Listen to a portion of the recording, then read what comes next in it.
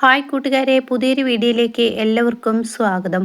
അങ്ങനെ ഭാവനയെ ദ്രോഹിച്ചിട്ടാണ് വിജയപത്മനും വല്യമ്മയും കൂടി ഇവിടെ ആയിരിക്കുന്നത് എന്നുള്ള സത്യം അറിയാൻ കേട്ടോ എം ഡി വിജയപത്മൻ്റെ അടുത്തോട്ട് ചെല്ലുന്നു. എന്നിട്ട് പറയാണ്, നിങ്ങൾക്കിവിടെ ചികിത്സയില്ല, എന്തുകൊണ്ട് എന്ന് വിജയപത്മൻ ചോദിക്കും. ചികിത്സ ഇല്ലാത്തത് നിങ്ങൾ ഭാവനയെ ദ്രോഹിക്കാൻ ശ്രമിച്ചില്ലേ, വീണ്ടും നിങ്ങൾ ഭാവനയെ ദ്രോഹിക്കുമെന്ന് ആൻ പറഞ്ഞല്ലോ.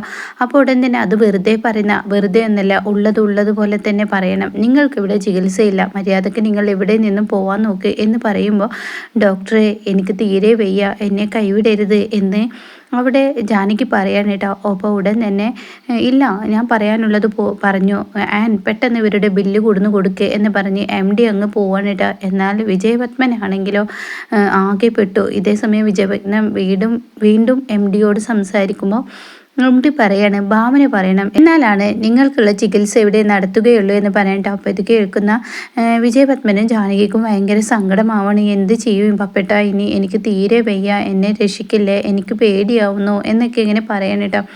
അപ്പോൾ വിജയപത്മൻ പറയണേ, നമ്മുടെ 2 മക്കളുണ്ട്, അവറ്റങ്ങൾ 2 ഒന്ന് കടന്നു നോക്കുക പോലും ചെയ്തില്ല. അപ്പോഴേക്കും ജാനകി പറയാം, മക്കൾക്കൊക്കെ ഇപ്പോൾ നമ്മൾ അധികമായില്ലേ, ഇനി എന്ത് ചെയ്യുമെന്ന് പറയണേ. ഇതേ സമയം സേതു തന്നെയാണ് നമുക്ക് മാർഗമുള്ളത്, സേതുവിനൊന്ന് വിളിക്ക്. സേതുവിനോട് പറഞ്ഞു കഴിഞ്ഞാൽ തീർച്ചയായും സേതു ഭാവനയ്ക്ക് വിളിച്ചു പറയും. ഭാവന പറഞ്ഞു കഴിഞ്ഞാൽ ഇവിടെ ചികിത്സ കിട്ടുമെന്ന് പറയാം കേട്ടോ.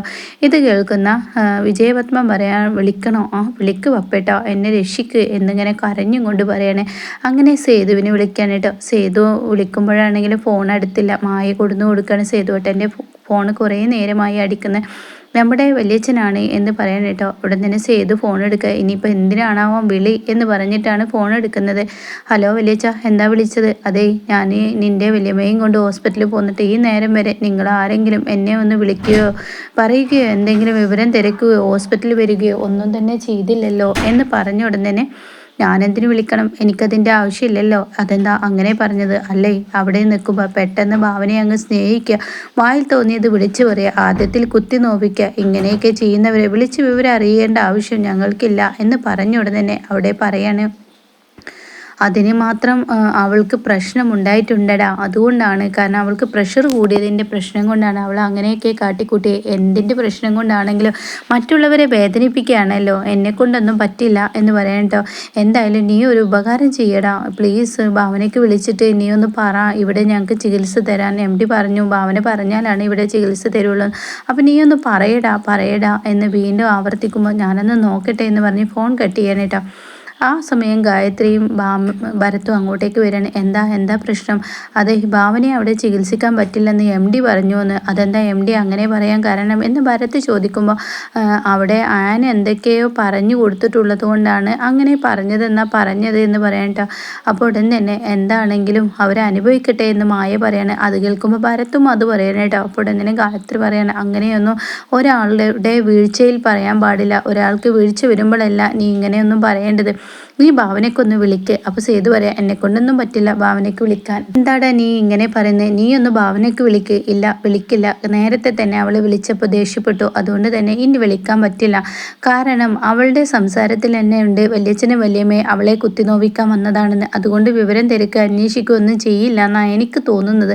അപ്പോൾ ഉടൻ തന്നെ പറയാണ്, നീ വിളിക്കടാ. ഇല്ല അമ്മേ, ഞാൻ വിളിക്കില്ല. അതെന്താ അമ്മ വിളിക്കാത്തത്? അപ്പോൾ ഉടൻ പറയും, ഞാൻ നേരത്തെ അവൾക്ക് വിളിച്ചിരുന്നു, അപ്പോൾ അവൾ എന്നോട് പറഞ്ഞു ഹോസ്പിറ്റലിലോട്ട് പോയി നോക്കുന്നൊന്നുമില്ല എന്ന് അവൾ എന്നോട് പറഞ്ഞു. അങ്ങനത്തെ ആളോട് ഞാൻ വിളിക്കാൻ പറഞ്ഞാൽ അവൾ കേൾക്കുമോ? അമ്മ പറഞ്ഞാൽ കേൾക്കാത്തത് ഞാൻ പറഞ്ഞാൽ കേൾക്കുമോ? എനിക്കൊന്നും പറ്റില്ല, എനിക്ക് ഭാവനയുടെ വായിലുള്ളത് കേൾക്കാൻ പറ്റില്ല. ഒന്നാമത് ഭാവന പറയും, ഞാൻ വല്യച്ഛൻ്റെ കൂടെ വീണ്ടും ആയിരിക്കുന്നു, അത് കേൾക്കുന്നതിനേക്കാൾ നല്ലത് വിളിക്കാതിരിക്കുക എന്ന് പറയാൻ കേട്ടോ. പിന്നീട് ഗായത്രി തൻ്റെ ഫോൺ എടുക്കുകയാണ്. ഈ സമയമാണെങ്കിൽ ഭാവന ജയനിർമ്മല മുടിയൊക്കെ ഇറന്നു കൊടുക്കുകയാണ്. അപ്പോൾ ജയനിർമ്മല എന്ന് പറഞ്ഞു ഇങ്ങനെ ചെറുതായി ഇങ്ങനെ വേദനിക്കുന്നത് പോലെ കാണിക്കുക. അപ്പോൾ ഭാവന ചോദിക്കണം, എന്താ എൻ്റെ ഈ വേദനിക്കുന്നുണ്ടോ? അപ്പോൾ ഉടൻ, നീ എന്താ അങ്ങനെ ചോദിച്ചത്? അല്ല, ഈ പേഷ്യൻറ്റിനൊക്കെ ഇങ്ങനെ വേദനയൊക്കെ ഉണ്ടാവും എന്ന് പറഞ്ഞു കേട്ടിട്ടുണ്ട്.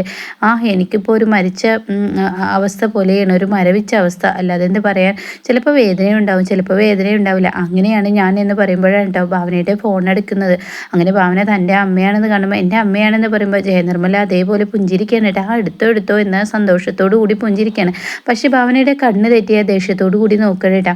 അങ്ങനെ ഭാവന ഫോൺ എടുത്തിട്ട് ഹലോ എന്ന് പറഞ്ഞ ഉടനെ തന്നെ അവിടെ പറയാണ്, അതേ മോളെ ഞാൻ വിളിച്ചത് എന്താ അമ്മേ, എന്താ പ്രത്യേകിച്ച് എന്തെങ്കിലും ഉണ്ടോ? അതൊന്നുമില്ല, നമ്മുടെ വലിയച്ഛൻ്റെയും വലിയമ്മയുടെയും കാര്യം പറയാൻ വേണ്ടി വിളിച്ചതാ. അവരുടെ കാര്യം എന്താ, വലിയമ്മക്ക് കുറച്ച് വയ്യ അധികമാണെന്നൊക്കെ പറയുന്നത്, പക്ഷെ ആ ഹോസ്പിറ്റൽ ട്രീറ്റ്മെൻറ്റ് നടത്താൻ പറ്റില്ല എന്ന് പറഞ്ഞു. അതെന്തുകൊണ്ട് എന്ന് ഭാവന ചോദിക്കുമ്പോൾ നീ എന്നോട് എന്തൊക്കെ പറഞ്ഞു ത്രേന അത് എം ഡിയോട് പറഞ്ഞു. എം ഡി അത് കേട്ടപ്പോൾ അതൊരിക്കലും നീ വർക്ക് ചെയ്യുന്ന ഹോസ്പിറ്റലല്ല, അപ്പോൾ ഇത്രയും ക്രൂരത കാട്ടി ഇവരെ ചികിത്സിക്കാൻ പറ്റില്ല എന്ന് പറഞ്ഞു എന്ന് പറയണ്ട.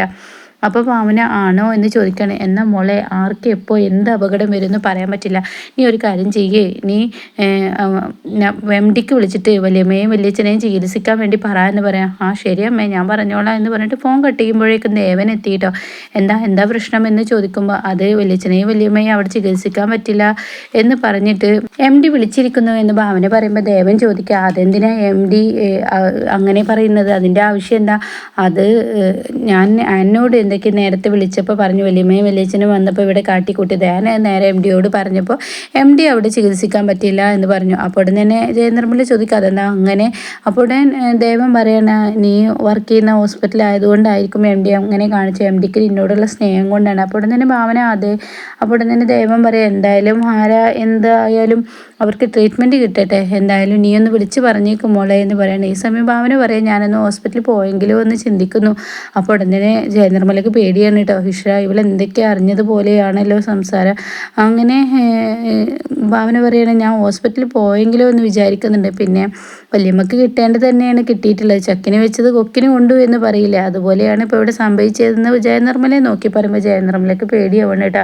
ഉടൻ തന്നെ ജയനിർമ്മല പറയാം അതൊന്നും പറ്റില്ല ഭാവനെ, നിൻ്റെ കണക്കിന് ഇപ്പോൾ ആദ്യം നീ വിവാഹം ചെയ്ത് നിൻ്റെ വീട്ടിലോട്ട് പോവുകയും വരികയൊക്കെ ചെയ്തിട്ടുണ്ടാകും, പക്ഷേ ഞങ്ങളുടെ ആചാരപ്രകാരം നീ വീണ്ടും വിവാഹിതരായ പിന്നെ നിൻ്റെ വീട്ടിൽ പോയി വന്നിട്ട് വേറെ എങ്ങോട്ടേക്കും പോകാൻ പറ്റുള്ളൂ. അപ്പോൾ ദേവൻ പറയാം അത് ശരിയാണ്, ചടങ്ങുകളൊന്നും തെറ്റിക്കണ്ട, ഇനിക്കാര്യം സൂര്യോട് എന്ന് പറഞ്ഞ് സൂര്യൻ നിന്നെയും കൊണ്ട് അപ്പോഴൊക്കെ തന്നെ പോകും, അതും പറയാൻ പറ്റില്ല, അതുകൊണ്ട് നീ ഒന്ന് അടങ്ങി എന്ന് പറയണേട്ടാ. അപ്പോൾ ജയനിർമ്മല ഇത് പറയുമ്പോൾ അദ്ദേഹം പറയാണ് മോള് പോകണ്ട, മോള് സൂര്യയോട് പറയണ്ട, ഇപ്പോൾ എന്തായാലും ട്രീറ്റ്മെൻറ്റ് മുടക്കണ്ട, ആരാണെങ്കിലും അവർക്കുള്ളത് ചികിത്സ നടത്തിക്കോട്ടെ എന്ന് പറയണേ. അങ്ങനെ ഭാവന ഇങ്ങനെ വിളിക്കുകയാണ് എം ഡിയോട്, കാര്യങ്ങൾ ഇങ്ങനെ സംസാരിക്കുകയാണ്. ഈ സമയം ജയനിർമ്മല എന്തൊക്കെ അറിഞ്ഞിട്ടുണ്ട്, എന്തായാലും ഇവളോട് കളിക്കുന്നവർക്കെല്ലാം തിരിച്ചടിയാണല്ലോ ഈശ്വര കിട്ടുന്നത്, ഒന്ന് പേടിക്കേണ്ടതുണ്ട് എന്നിങ്ങനെ ചിന്തിക്കുകയാണ് കേട്ടോ. പിന്നീടാണെങ്കിലോ ഭാവന സൂര്യയുടെ അടുത്തോട്ട് പോവാണ്. അപ്പോൾ സൂര്യ എവിടെയായിരുന്നടോ താൻ, ഇതുവരെ കണ്ടില്ല തന്നെ? അത് ഞാൻ അമ്മയുടെ അടുത്തായിരുന്നു, എന്താ ഇപ്പോൾ ഇന്നത്തെ വിശേഷം? അപ്പോൾ തന്നെ ഭാവന പറയാം അമ്മ വിളിച്ചിരുന്നു, എന്തിന് വലിയച്ഛൻ്റെയും വലിയമ്മയുടെയും കാര്യം പറയാം, അതെന്താ അവരുടെ കാര്യം ഇത്ര വല്ലാതെ പറയാം, അവരിവിടെ ഒന്ന് കാട്ടിക്കൂട്ടിയത് കണ്ടതല്ലേ. അപ്പോൾ തന്നെ ഭാവന പറയാണ് വലിയമ്മക്ക് എന്തൊക്കെ പ്രശ്നങ്ങളുണ്ടെന്നാണ് പറയുന്നത് കേട്ടത്. അപ്പോൾ വലിയമ്മക്ക് ഇപ്പോൾ എൻ്റെ ഹോസ്പിറ്റലായതുകൊണ്ട്, ഞാൻ വർക്ക് ചെയ്ത ഹോസ്പിറ്റലായതുകൊണ്ട് അവിടെ ചികിത്സ കിട്ടില്ല എന്ന് പറഞ്ഞ് വിളിച്ചു. അപ്പം ഞാൻ വിളിച്ചു പറഞ്ഞാൽ അത്ര ചികിത്സ കിട്ടുള്ളൂ, അതെന്താ അങ്ങനെ പറയാൻ? അല്ല ഞാൻ എന്നോട് കുറച്ച് നേരത്തെ ഇവിടെ നടന്ന സംഭവങ്ങളൊക്കെ ഒന്ന് പറഞ്ഞു പോയി, അതുകൊണ്ടാണ് എം ഡിക്ക് ദേഷ്യം പിടിച്ചതെന്ന് പറയട്ടെ. അപ്പോൾ സൂര്യ പറയാം ഞാൻ വിചാരിച്ചു അവരുടേത് പണമല്ല എന്ന്, എന്നാൽ വല്യമ്മ കാണിച്ചു കൂട്ടിയതൊക്കെ അങ്ങനെയാണ്, അപ്പോൾ എം ഡി ചെയ്തത് നല്ല കാര്യം തന്നെയാണ്, പക്ഷെ എന്നാലും നീ വിളിച്ച് പറഞ്ഞേക്ക്, ഒരു ചികിത്സയുടെ കാര്യമല്ലേ, നമ്മളൊന്നും പ്രതികാരം ചെയ്യണ്ട എന്ന് പറയട്ടെ. അപ്പോൾ ഭാവന പറയാം ഞാൻ പറഞ്ഞു എന്ന് പറയണേ. പിന്നീട് ഭാവനയോട് സൂര്യയോട് ഭാവന ചോദിക്കണം, അല്ല ഞാനൊരു കാര്യം ചോദിക്കട്ടെ, എൻ്റെ സ്ഥാനത്ത് ഇപ്പം ഞാൻ ആ വീൽചെയറിൽ നിന്ന് എണീറ്റില്ല എങ്കിൽ എൻ്റെ സ്ഥാനത്ത് മാനസയെ നീ വിവാഹം ചെയ്യുമായിരുന്നു എന്ന് ചോദിക്കുമ്പോൾ അതിനെ ഞാനല്ലല്ലോ മാനസയെ വിവാഹം ചെയ്താൽ ഇരുന്നത്, നീ നിൻ്റെ അമ്മയെ കൊണ്ട് താലി കഴിപ്പിച്ച് ഇവിടെ കൊണ്ടുവന്ന അന്ന് മുതൽ ഞാൻ മരിച്ചു, സൂര്യ എന്ന വ്യക്തി മരിച്ചു, പിന്നെ സൂര്യ എന്നുള്ള വിളിയിലാണ് രണ്ടാമത് ഉണർന്നത്, അപ്പോഴാണ് എനിക്ക് ജീവൻ തിരിച്ചു കിട്ടിയത്, നിൻ്റെ ആ വിളി കേട്ടപ്പോൾ എനിക്ക് എന്തൊക്കെയാണ് പറയേണ്ടതെന്ന് അറിയില്ല എന്നൊക്കെ പറയുമ്പോൾ ഭാവനയ്ക്ക് ഭയങ്കര സങ്കടമാവാണ് കേട്ടോ. താൻ ചെയ്തത് ഭയങ്കര തെറ്റായിപ്പോയി എന്നുള്ള കുറ്റബോധം ഭാവനയ്ക്ക് തോന്നാണ്. ഇതേ സമയം സൂര്യ പറയണേ നീ ശരിക്കും മാനസയെ എന്നിലേക്ക് കെട്ടി വലിച്ചതിൽ വേറൊരു എന്തോ സംഭവം നടന്നിട്ടുണ്ട്, നീ എന്നോടത് പറയണം, എന്താണത് എന്ന് പറയുമ്പോൾ സൂര്യ നിന്നോട് എനിക്ക് പറയാൻ കഴിയില്ല. ഇത് കാണുന്ന സൂര്യ ചോദിക്കുക എന്താ നീ ഇത്ര വല്ലാതെ ആലോചിക്കുന്നത്? അപ്പോൾ ഭാവന പറയാണ് ഒന്നുമില്ല സൂര്യ, ഞാൻ പറയും, നിന്നോട് പറയാതിരിക്കില്ല. അപ്പോഴേക്കും സൂര്യ മനസ്സിൽ കരുതാണ് എൻ്റെ അമ്മയുടെ ക്രൂരതകളെല്ലാം ഞാൻ അറിഞ്ഞിട്ടില്ലെന്നാണ് നിൻ്റെ വിചാരം, എന്നാൽ എനിക്കൊക്കെ അറിയാം ഭാവന, അതുപോലത്തെ എന്തോ ഒരു സംഭവമാണ് വീണ്ടും ഉണ്ടായിരിക്കുന്നതെന്ന് എനിക്ക് മനസ്സിലായിട്ടുണ്ട്, എന്തായാലും നീ പറയും, പറയാതിരിക്കും ഇരിക്കില്ല എന്ന് പറയാം കേട്ടോ. അപ്പോൾ തന്നെ ഭാവന ചോദിക്കുക, സൂര്യ നീ എന്താ ചിന്തിക്കുന്നത്? അല്ല ഞാൻ നിൻ്റെ മനസ്സ് വായിച്ചെടുക്കാൻ പറ്റുമോ എന്ന് ചിന്തിച്ച് നോക്കിയതാ. എന്നാൽ നീ അതത്ര വല്ലാതെ ബുദ്ധിമുട്ടണ്ട. എൻ്റെ മനസ്സിന് എനിക്ക് സ്കാൻ ചെയ്യാൻ കഴിയില്ല. എത്രയോ വട്ടം ഞാൻ സ്കാൻ ചെയ്തിട്ടുണ്ട്, പക്ഷേ ഇപ്പോഴും എനിക്ക് പിടികിട്ടുന്നില്ല എന്നിങ്ങനെ സൂര്യ പറയാൻ കേട്ടോ. അപ്പോൾ ഭാവന പറയാണ്, ഇനി സ്കാൻ ചെയ്യൊന്നും വേണ്ട, ഞാൻ എന്നോട് തീർച്ചയായും ഇതെല്ലാം തുറന്നു പറയും, ഒരു സമയം വരട്ടെ എന്ന് പറഞ്ഞ് തലയിട്ട് ആട്ടാണ് കേട്ടോ.